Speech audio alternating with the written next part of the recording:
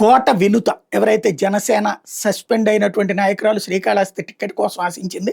విదేశాల్లో లక్షలు కాదు కోట్ల రూపాయల జీతం తీసుకుంటూ ఆ తర్వాతన జనసేన ఫీలింగ్తో వచ్చింది. ఆ తర్వాత సుదీర్ఘంగా పనిచేసింది.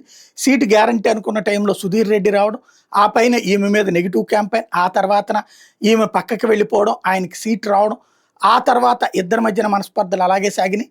ఆ వినుత డ్రైవర్ ద్వారా వినుతని దెబ్బ కొట్టే కుట్ర చేశారంటూ ముందు ప్రచారం జరిగింది. ఆ తర్వాత ఆ డ్రైవర్ ప్రాణాలు కోల్పోవడం, అతన్ని హత్య చేసినటువంటి స్పాట్లో భార్యాభర్తలు ఇద్దరు ఉండటం, ఈ వ్యవహారాల నేపథ్యంలో వాళ్ళ అరెస్టు, 19 రోజుల తర్వాత వినుతకు బెయిలు, ఆ తర్వాత మిగతా ఇష్యూ అంతా చూసాం. ఇప్పుడు ఆ వినుత నేను ఏదైతే ఆ డ్రైవర్ అప్పుడు ఇచ్చినటువంటి స్టేట్మెంట్, చనిపోయే ముందు ఇచ్చినటువంటి స్టేట్మెంట్ది వీడియో ఒకటి వినుత వర్గం వైరల్ చేసింది.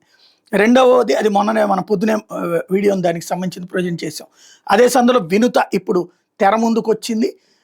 నేను పవన్ కళ్యాణ్ గారిని కలిసేందుకు ప్రయత్నిస్తున్న అపాయింట్మెంట్ దొరకలేదు, బట్ మాకు ఈ హత్యతో ఎట్లాంటి సంబంధం లేదు, మేము సేవ చేయడానికి వచ్చామని చెప్పించి శవాలు కోసం రాలేదు, చంపడానికి ఎవరి కోసం రాలేదు అన్నటువంటి స్టేట్మెంట్ ఇచ్చుకొచ్చింది.